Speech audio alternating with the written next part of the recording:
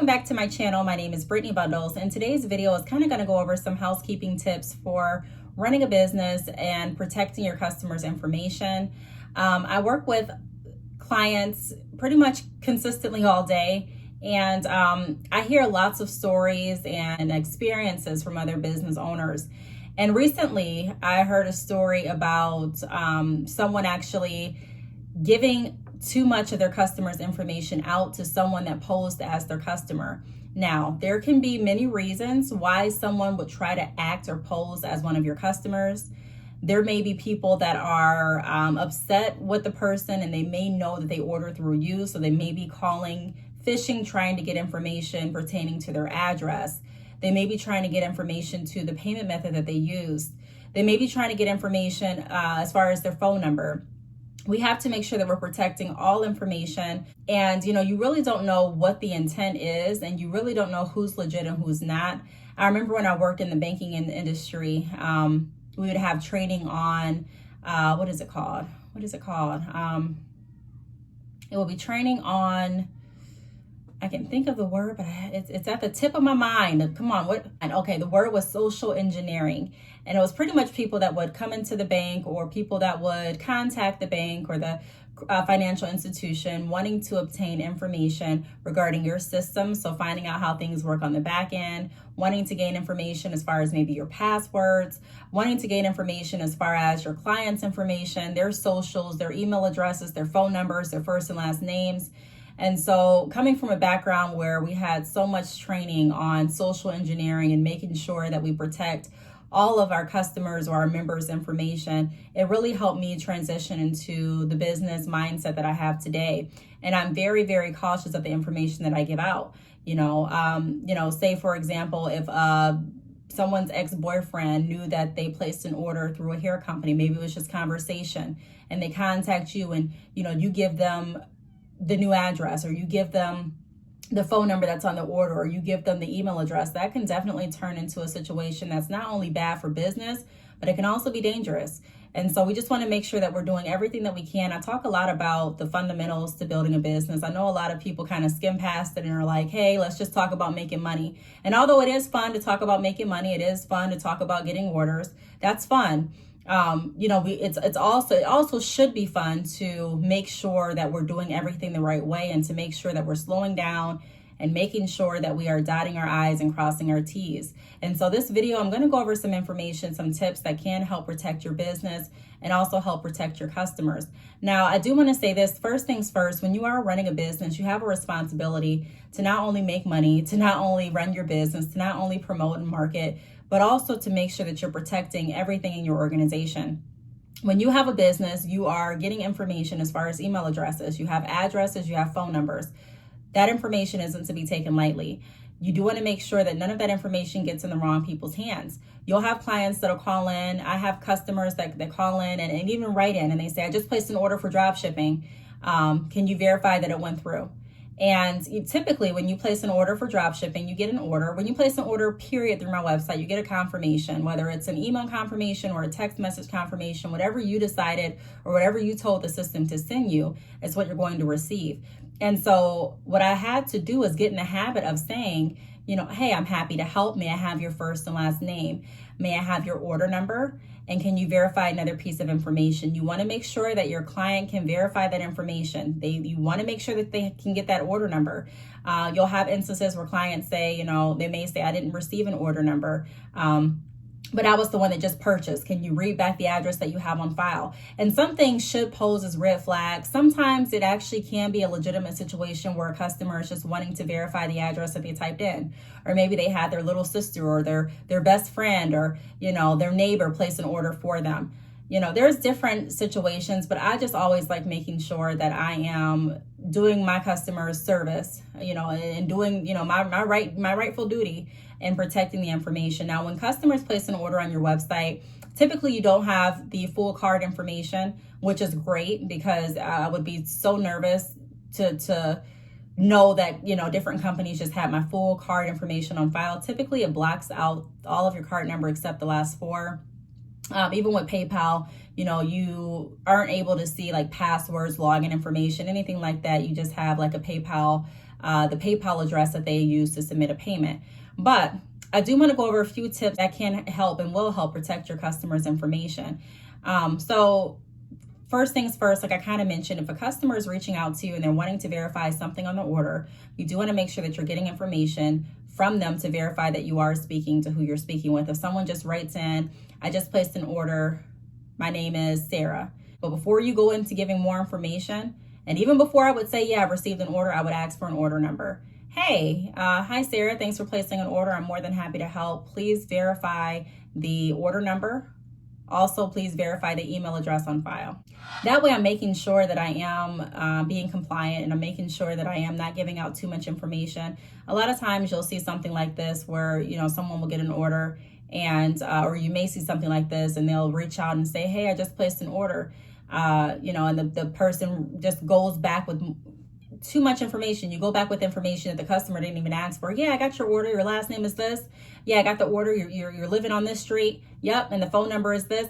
You don't want to give out the information. You have to be careful about that. Also, when a client reaches out to you with questions or to confirm their order, make sure that you're leaving notes on their order. That's another reason why I love using Shopify, because you can go in and leave notes specific to that customer and specific to the order. What you want to do before you even before you give out any information is even say, I'm going to go ahead and text a message to the number that I have on file. And so just making sure that you're thorough. You can never be too thorough before you're giving out anyone's information. I'm a big advocate of making sure that you are protecting everyone that you're working with. And then also, you should never be giving out payment information. If someone contacts you and they're like, well, what payment method did I use? What card? Can you tell me the last 4 digits of the card? I don't take cards, so it's pretty seamless for me. I don't even get questions to ask me to verify that information. Because I strictly use PayPal for my website. So that kind of knocks out all of the discrepancies, and I let them know, hey, I can give you general information for Bad Chick Hair. Bad Chick Hair only accepts PayPal payments. As far as the PayPal account that you use, you typed it in, you should know what it is. And some customers may get upset with you, they may get mad, but it's not about you not wanting to help your customer. It's not about you not wanting to shed information or light on their order. It's simply about you wanting to protect them. There's so many scams online. There's so many people that are just not honest, and you really don't know what anyone is fishing around for. You don't really know anyone's intention, and you don't really know what people can do with the information that you provide to them. So just to be on the safe side, don't brush past that step. Make sure that you are asking verifying questions before you divulge any information. If someone wants to verify, what they ordered after they have the order number, I can go ahead and send you a confirmation or resend the email confirmation to you, and we can go from there. So there's just different ways that you can work around it, but I would be very cautious. Also, when you are doing like screenshots of the orders that you receive to maybe post on your social media, or screenshots or videos of, the amount of orders that you have, make sure that you're not providing any customer sensitive information. So you want to make sure their names are not on the order. You want to make sure no addresses are being exposed on the order. You want to double check that no phone numbers are being there. You just have to be extra careful that you're respecting all of your clients' privacy, and your customers will definitely appreciate you because of that. Also, if you don't, there could be, legal repercussions behind it. I'm not a lawyer, so I'm not going to give out legal advice, but I'm just saying, if you are giving out information, or if someone gets access to your online store, then it definitely can be a problem. Where was I? It was FedEx or UPS. So it was one of those stores. I think it was UPS, the UPS store. Occasionally I go there if I'm out and I need to print a label. Say I run out of ink, which, I'm embarrassed to say I do run out of ink pretty quickly. As much ink as I try to buy, it just seems like I cannot stay on top of that ink. And that's another reason why I'm wanting to get a label printer, so that hopefully that helps with the ink. But I was at a UPS store, and someone actually was on the computer. You can pay to use their computer. I think it's like $2 an hour or something like that, or maybe $2 a page that you decide to print. I don't know. I don't go there to use the computer. I go there to, I guess I send my label to the computer and they print it off, and they charge me $2 per label. But there are people that actually go there and use the computer. And you'll be amazed how many people stay logged into their Facebook accounts, how many people stay logged into their email.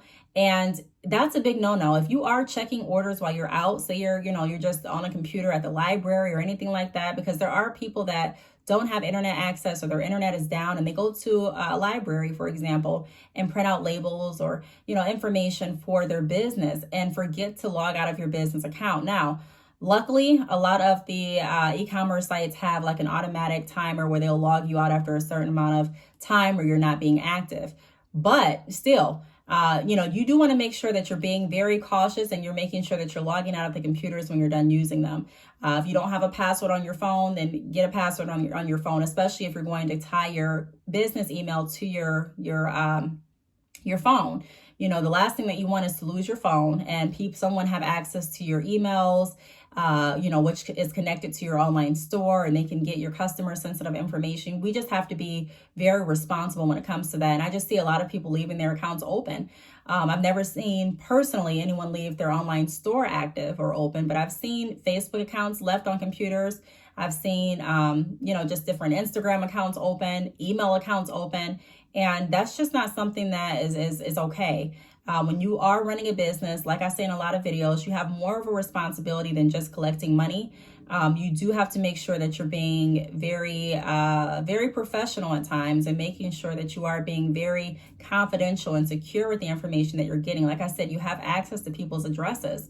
You have access to people's names, to their phone numbers, sometimes to the last word of their card information. And there are people out there that want that information and always are looking at a way to come up off someone else's downfall or someone else's mistake. So be careful of that. If you are going to use a public computer, log out. Make sure if you're logging into your email from like a library or maybe your friend's computer, typically when you go to Yahoo and you log in, right below the password line, there's a small box that says save this password for future use. Make sure that box isn't checked. I do that all the time, even on my personal computer. I make sure that it's not checked. I don't want anyone having access to my online account nor to my email at all, and if you hire someone to have access to your account and to help you and to ship orders or, your partner, that's a completely different story. But I'm just saying we have to do a better job of making sure that we are being very protective with our customers' information.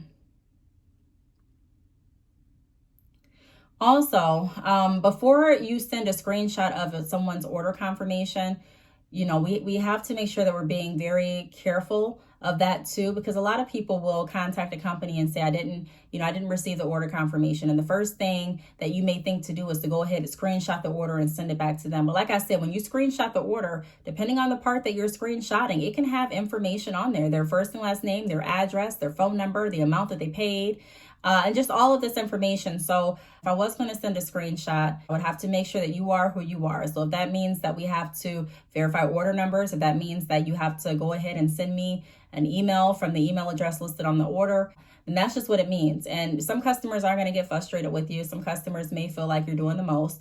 But at the end of the day, it's better, in my opinion, for a customer to be upset with you as for protecting their information than it is to have a customer upset that you gave someone the wrong information. And like I said, there's a lot of information out there. When I was working in the financial industry, it was an instance where someone called in and they were like, hey, I'm just trying to get information on my card. My husband left and I'm here with children and I don't have any money at this point and we need access to the card. And if you allow yourself to let your emotion take over and not use any of your mind, you may be tempted to say, oh, okay, well, let me just go ahead and pull up her balance. She can't verify it, but let me just pull it up. Her husband takes care of this information. And then later on, you find out that that's not the case at all. This may be a mistress, or this may be an ex-wife, or this may be someone else that's wanting to get information to use it against them. Or you never know. You never know. I just heard so many different stories working in the financial industry, so many different stories working in retail. And, some of the things that people come up with, you would honestly be amazed, especially if your mind doesn't think like that. If you have integrity and if you have a legal mindset, you may not think of anything that other people may think of. You may not think of the bad side of business or the bad side of, you may not think of scamming or people trying to get information, but I'm telling you that it's real. Also, make sure that you're not, filling out any information about your business, like your passwords or anything that, any of your business bank account information, any of your business email information, you will get people that will constantly, I made a video about this too, email phishing, that will send you emails with like links to maybe hack your computer, or with links to gain access to your online store, or with links to, or even just blatantly asking for passwords. And you may think that it's from your e-commerce site. If you have questions, or if you want to know if something is legitimately from your e-commerce site, give them a call. You may not want to do that, but I'm telling you, give them a call and make sure that it's actually them, because typically your e-commerce site is not going to ask for your password. They're not going to ask for any of your bank sensitive information. You're just not going to get those kind of emails. So, just make sure that you're being thorough. I just wanted to come on here with this video, kind of just giving some housekeeping tips and some rules as far as what I hold myself accountable to. If you start a business, you're definitely, you're whatever you decide to do and whatever processes you decide to make is definitely on you and your business. I just wanted to make this video to remind everyone to, before you send a screenshot over, before you decide to, give out information that you may not think is important information, just make sure that you stop and verify. So if you have any questions, feel free to leave them down below. Thank you so much for watching, and I will see you all in my next video. Bye.